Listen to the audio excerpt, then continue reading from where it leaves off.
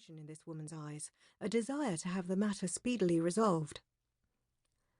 "I know Bombay quite well," she'd said, which was true up to a point.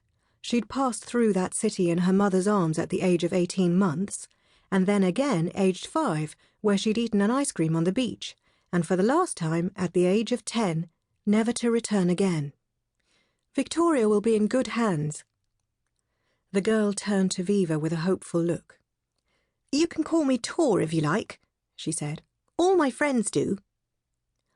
When the waiter appeared again, Mrs. Sowerby began to make a fuss about having a tisane rather than a normal English tea. "I'm half French, you see," she explained to Viva in a pouty way, as if this excused everything. While she was looking for something in her little crocodile bag, the silent daughter turned to Viva and rolled her eyes. This time she mouthed, "Sorry."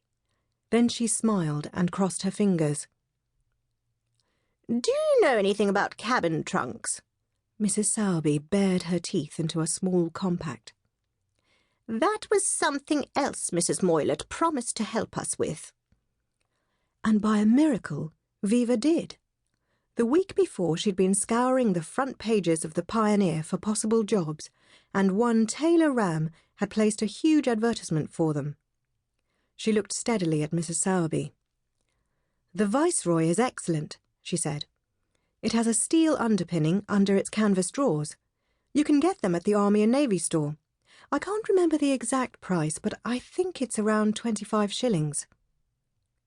There was a small commotion in the restaurant, the clink of cutlery momentarily suspended. An attractive older woman wearing faded tweeds and a serviceable hat had arrived.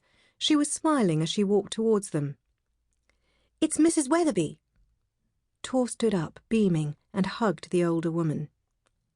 "Do sit down." She patted the chair beside her. "Mummy and I are having thrilling talks about jods and solar topies." "That's right, Victoria," Mrs. Sowerby said. "Make quite sure the whole restaurant hears our business." She turned to Viva. "Mrs. Weatherby is the mother of Rose, the one who is going to be married in India to Captain Chandler. She's a quite exceptionally beautiful girl." "I can't wait for you to meet her." Tor was suddenly radiant with happiness. "She is so much fun and so perfect, everybody falls in love with her. I've known her since she was a baby. We went to school together. We rode ponies." Viva felt a familiar pang. What a wonderful thing to have a friend who'd known you since you were a baby. "Victoria," her mother reproved. The blue feather poised above her eyebrow made her look like a slightly miffed bird. "I'm not sure we need to tell Miss Holloway all this yet. We haven't quite decided. Where is darling Rose, by the way?" "At the doctor's." Mrs. Weatherby looked embarrassed. "You know." She sipped her coffee and gave Mrs. Sowerby a significant look.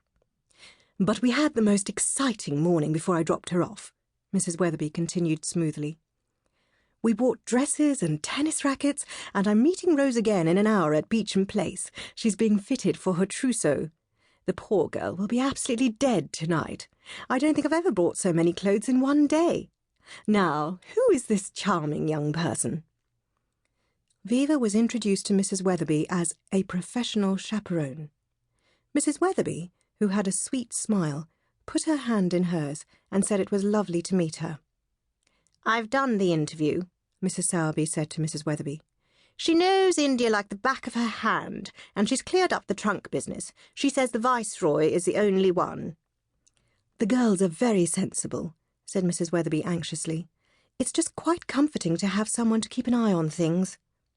"But I'm afraid we can only offer you £50 for both girls," said Mrs. Sowerby, "and not a penny more."